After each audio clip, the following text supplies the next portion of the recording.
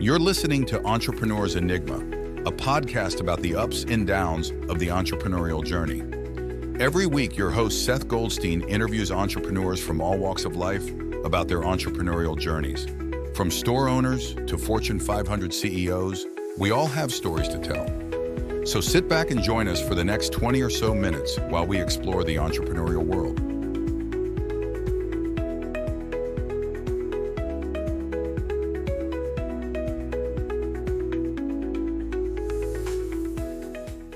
Hey, everybody. Welcome to another edition of the Entrepreneur's Enigma podcast. I am, as always, your host, Seth.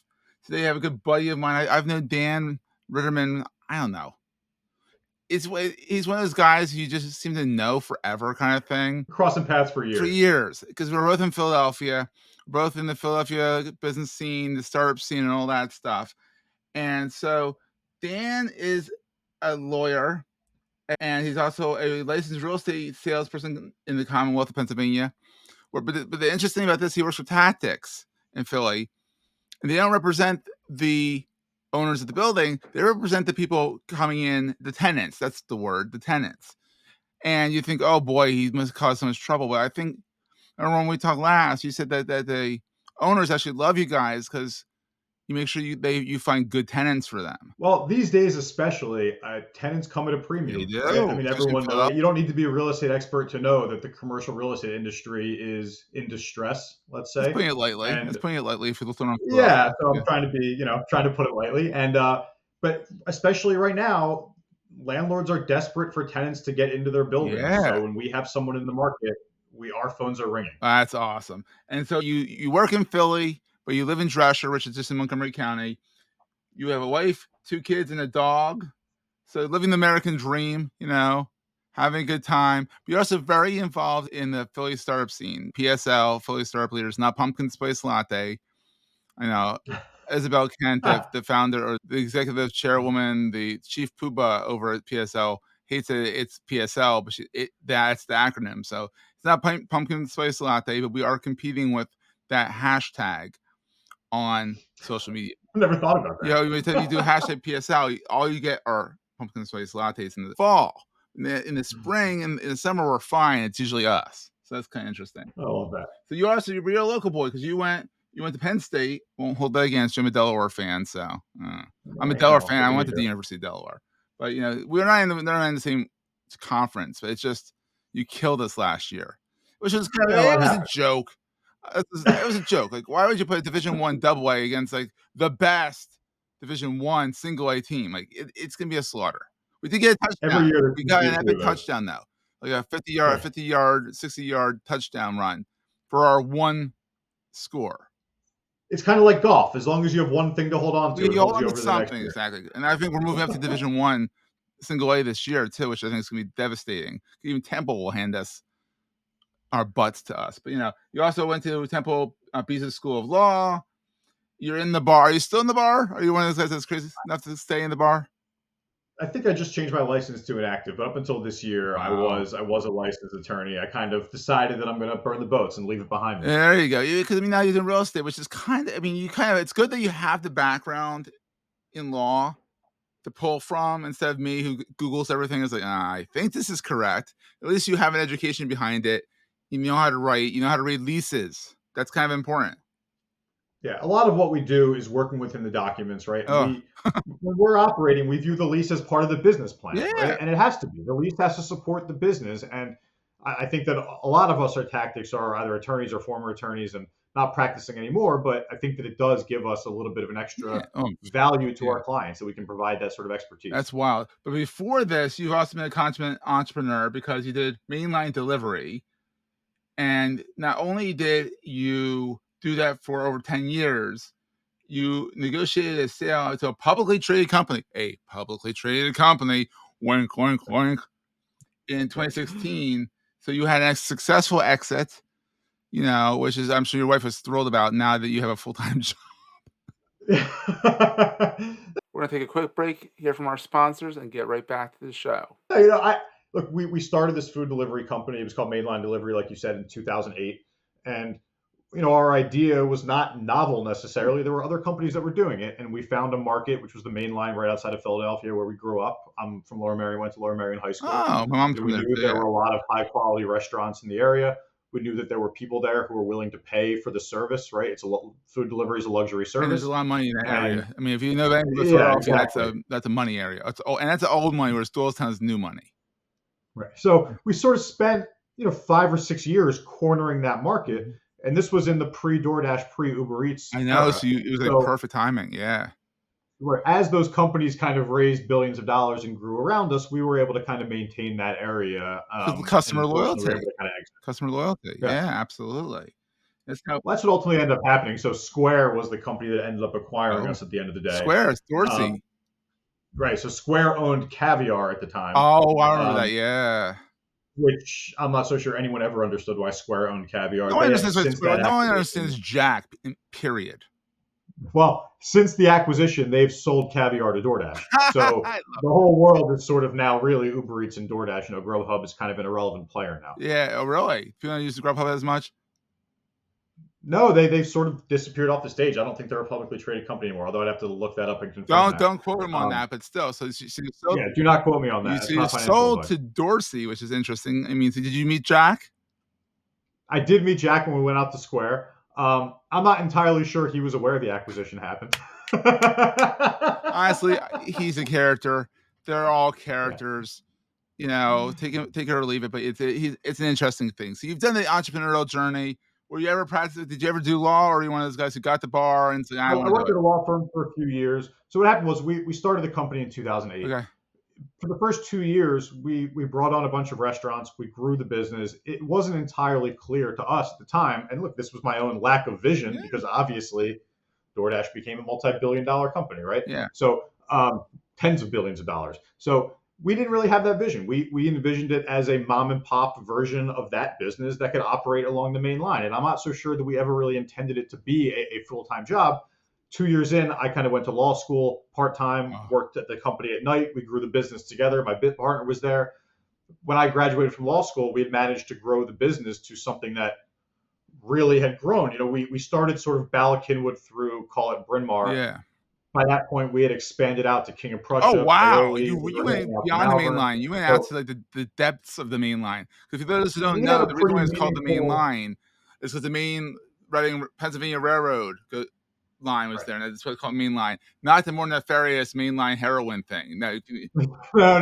Right. So the main line was the old train line that essentially runs right down what is now Route 30, which kind of goes from and it was the main line, and they hold it against the northern suburbs all the time. That's correct. So we had kind of grown it to that point by the time that I graduated from law school. So I passed the bar and looked up and sort of said, well, my partner had run it for a few years. So I said, look, let me take it over. This is 2014. I went back and ran the company and sort of took over operations. He went on and built some video games. He's got a company called Cleaversoft. You should check it out. Ooh, we'll put them in the show notes. Yeah, absolutely. Yeah. Yeah. Built the game, sold to Apple. Awesome guy. Wow. Yeah. Very cool guy. Best friend from high school. Still my best friend out there. Awesome. So, I think, and part of that had to do with us selling the company, right? We had been told since day one, don't start a company with your friends. Yeah. It will be the end of your friendship. And you're still friends. So to that point, you're still friends, but you probably knew when to call it quits. Well, that was part of the conversation. Was we didn't start this to become the heads of a huge delivery company. Yeah. We've sort of grown this. And by the way, this is my approach to all businesses, right? We started Mainline Delivery with $20,000 in cash. And I'm not saying that everyone has access to $20,000. That's also not a lot of money when you think about it. It's also not an absurd amount of money. And we never put an additional dollar into it after that. Really? So bravo. We bootstrapped the company from that. And, it's doable. And I think you do that by making one small correct decision at a time. Hustle, right? And hustle.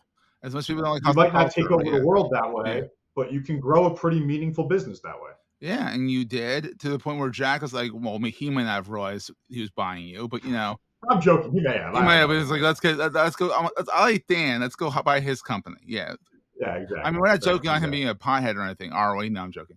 But I don't know anything about that. Exactly. No, we're talking about more the fact that he's the head of Square, and at that point, head of Square, head of Twitter.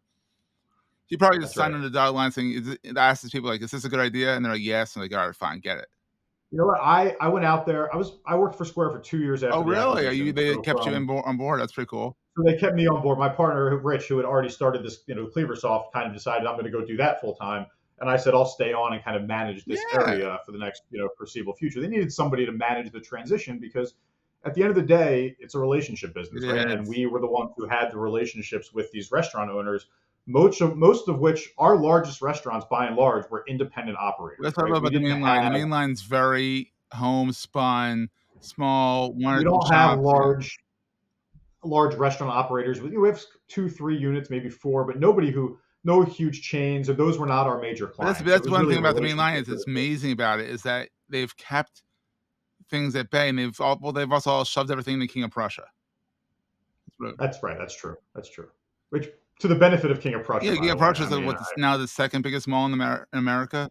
With zero public transportation access. Oh my God, don't get me started on that. Seth has been talking about that and the Boulevard Loop forever.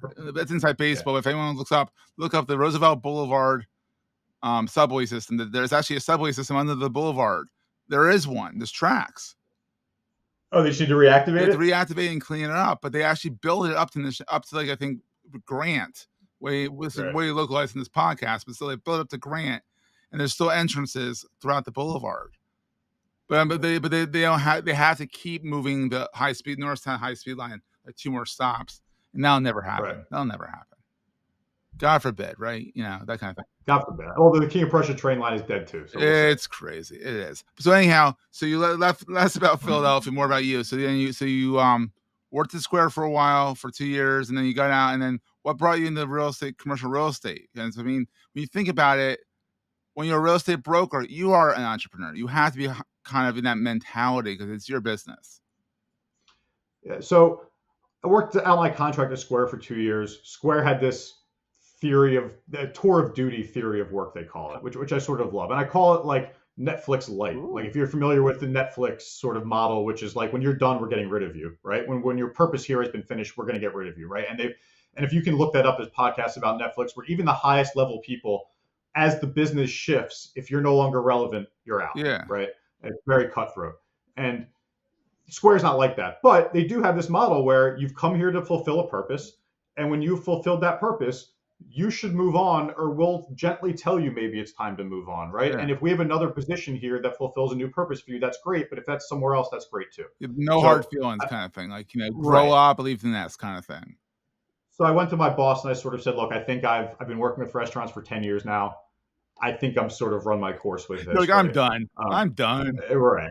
I just sort of, and I'm happy to talk about that, but that's maybe a conversation for another day. But I just sort of was finished doing that and was ready to move on. So I gave them a lot of notice and said to give me a couple months to figure out what I'm going to do. They said, that's great. Keep doing your job. Just figure out what you want to do.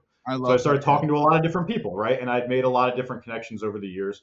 And the company that I work at now is owned by this guy, Glenn Blumenfeld. His son was the first driver that I ever hired at Mainline Delivery out of like 300 that we had over the years. Now pause on that. This goes to show businesses and jobs come from relationships.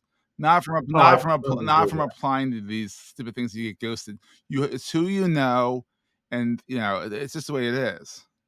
And reaching out to people, and I was introduced to him through somebody else actually. Then we put this together, right? That I had known his son. It was, I said Blumenfeld. That name sounds familiar. But anyway, Tactix is a firm of former attorneys for the most part, not everybody, but for the most part, doing real estate brokerage work. Yeah. And the idea behind it, as I started talking to him, is, when you hire an attorney, the expectation is that they work exclusively for you. Yeah. Right. They have your best interests in mind. They're not representing the party on the other side of the table, and they're looking out exclusively for your interests. And in the real estate world, a lot of times that is not the case, right? And you hear about it in the residential world all the time, where the seller's agent has the buyer also, and it's not entirely clear if there's an arm's length transaction going on that's fully negotiated, right? Impartially. Yeah. And the same idea sort of flows over into the commercial real estate world. In fact, in an even more meaningful way, because these are huge transactions often. Yeah. And in markets that you have building listings that have been consolidated into a few very large brokerage shops, if you hire one of those shops to represent you as a tenant in your space search, there's a very good chance that you're going to run into a potential building that you like that company also represents. Ooh, and then lawyers can't do that because it's conflict. Brokers can do it because it doesn't matter. that creates to us what is this sort of very obvious conflict of interest. I don't know how else to say it. And if I were a tenant in the market with a meaningful requirement, I would want to make sure that my broker was giving me unbiased advice about where I should go. I love it. Right? It's such a great, refreshing mentality to have. It's great. And that's really the model. We are very qualified to do this work. We have this unbiased way of doing this, right? For a very small shop, we've done some extremely large deals in Philadelphia. We've won Deal of the Year 5 times, I think, with the PBJ award. It's just we've been able. This model has proven out to be successful. And I'll be honest, not everybody buys it, right? We don't do all the work in the city. People still hire other full service brokerages to do this work, and that's okay. Our message doesn't resonate with everyone. But it does resonate with a lot of large companies. I bet. And I'm sure even the smaller companies that are like, we need a smaller office that that's need really help because that's really been what I've sort of been trying to spearhead as coming into Tactix, right? I have this entrepreneurship background, and I've sort of wanted to ingratiate myself in the startup scene in Philadelphia as best I can, because I think that there's real long-term opportunity here. I mean, I plan on doing this 10, 20, 30 years down the line, and we have the ability to take a 2 or 3, 4 person company, put them into a co-working space. There's 20 co-working spaces in Philadelphia. I can talk to you for 10 minutes and tell you the 3 that we should go look at, right? There's not as many as there used to be. WeWork's down from 5 to 2. Yeah. Probably for the best, in my opinion. Oh, I agree. I mean, I agree. We probably don't even need the amount of co-working space we currently have in Philadelphia. But, again, maybe that's a conversation for another day. For the co-working weekly. Exactly. So we can help put somebody into a co-working space, help them move out into their first office when they need space for 10, 12 people. Then as they raise money, as they grow, we can be the ones who are there to say, okay, let's put you in your first real corporate headquarters. That's pretty cool. And that's sort of what I'm trying to spearhead at Tactix is, and our involvement with PSL, which you talked about a little bit. Not pumpkin spice latte. No, I drink my coffee black. Yeah. I just, that's what we're trying to do. We're hosting events at our office. We're trying to get in with these smaller companies saying, hey, look, we're known for these larger deals, but all of these same things that we're talking about to those companies are relevant to you too. I love it. And it's like soup to nuts. You kind of grow up with them and you help them along the way, which is kind of cool.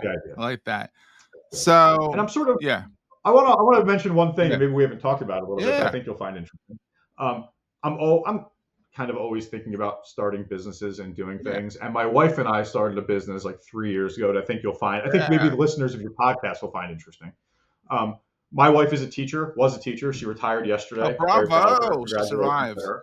But part of the theory of the restaurant delivery service was a lot of these people who are running restaurants, they're really good at making food. They might not be that great at making money making food, right? And I think that applies to a lot of creative people, right? They're really good at this thing. They're not necessarily really good at making money doing this thing. Exactly, And I think that flows through to teachers on some level, where they really love teaching. They love helping people. They don't love the idea of finding people to help or talking about how much money they want to charge, right? And I kind of said to my wife, if you can be that person who can make those connections, you have a deep bench of teachers that you've met over 15 years of your career. Wow. We can make a business out of that.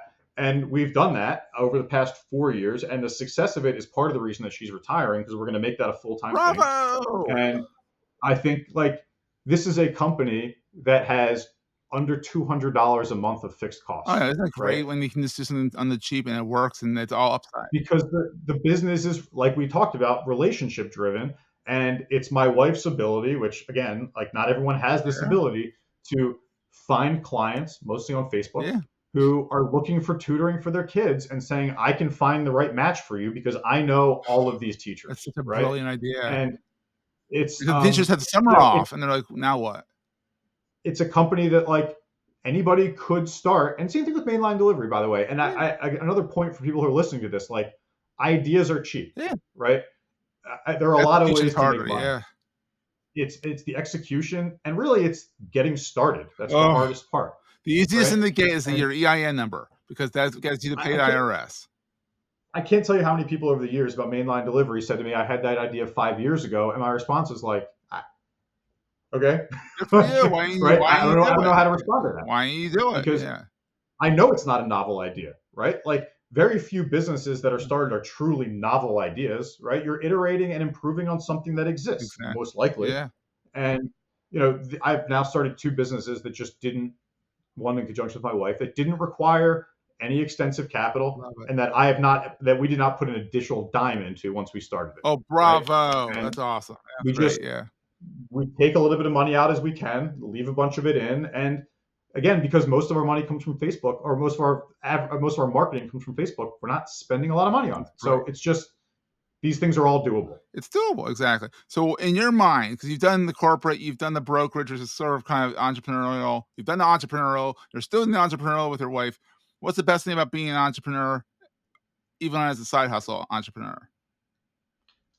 I just think that when you're doing this kind of work, the upside is infinite, right? And I play a ton of golf. I think entrepreneurship is a lot like golf. In golf, like, nobody's playing defense and the ball's not moving. It's just you doing what you're doing. I love it. Right? And business isn't exactly the same way. There are some people probably playing defense. You have competitors, but when you're in control of the business, the ball's not moving unless you move it, right? So it's, you get to decide how you move forward in every way when you're the entrepreneur. And there's something intimidating about that. And there's also something really freeing about that. Love it. Right?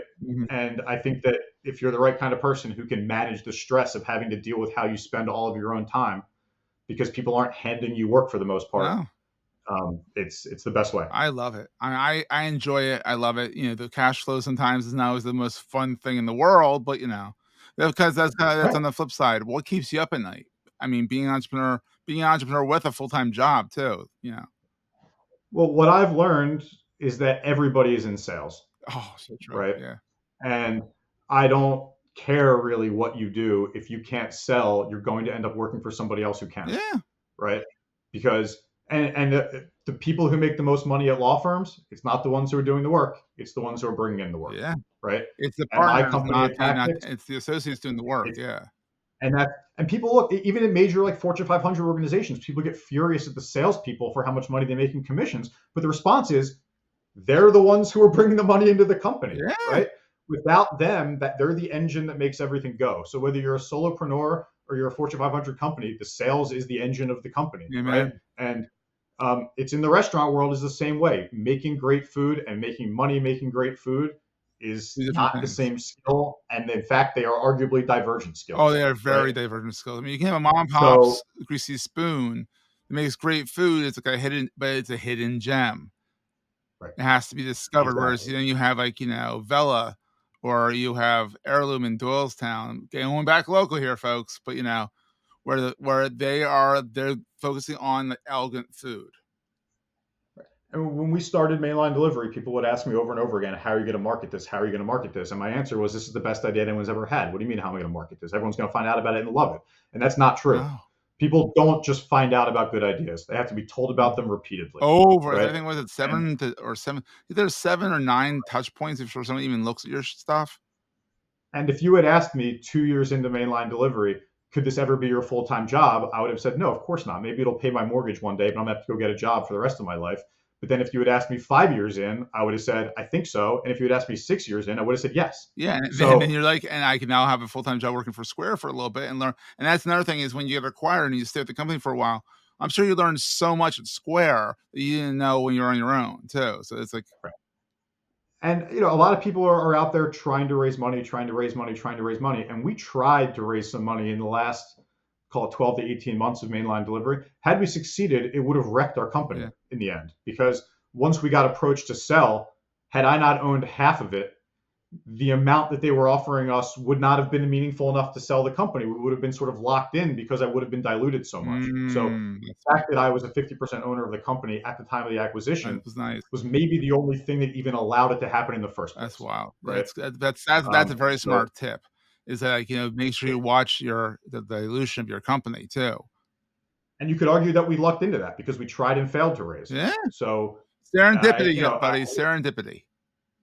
And by the time we tried, by the way, the world had already been taken over, right? Yeah, you are a small fish in a big pond, right? We had first mover disadvantage, we'll call it. Yeah, you live, you learn, and you pivot and all that good stuff. So here's the question of the podcast: what is the most important thing to carry with you all the time?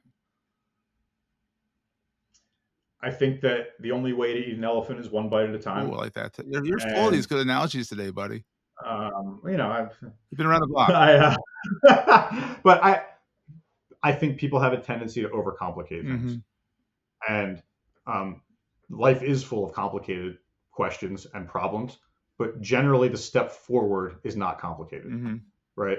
And a lot of small steps adds up to really big things. Yeah. And try to take a step back and say, what is the next thing that I can do to move towards the goal? Absolutely. I love that.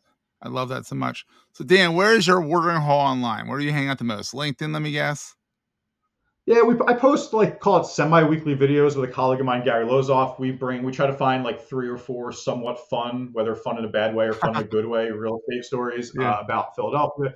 Lots of building foreclosures, lots of new fun things opening, conversions to residential, talking about industrial warehouse leasing, which is really hot. Everyone wants to talk about it. So, national stories that we talk about locally. So find me on LinkedIn. That's the best place to do it. I'm posting pretty regularly. Awesome. Well, Dan, I'm glad we finally got you on. I don't know how you slipped through the cracks, but I'm glad I got you on because I've known you forever. And it's always fun to have friends on the show. So, and guess what? Absolutely. I really appreciate it. I love chatting. Yep. And we'll see everyone next week. That was a great show. If you're enjoying Entrepreneur's Enigma, please consider giving us a review in the podcast directory of your choice. Every review helps us reach new listeners. If you like Entrepreneur's Enigma, consider the other shows on the Marketing Podcast Network at marketingpodcast.net.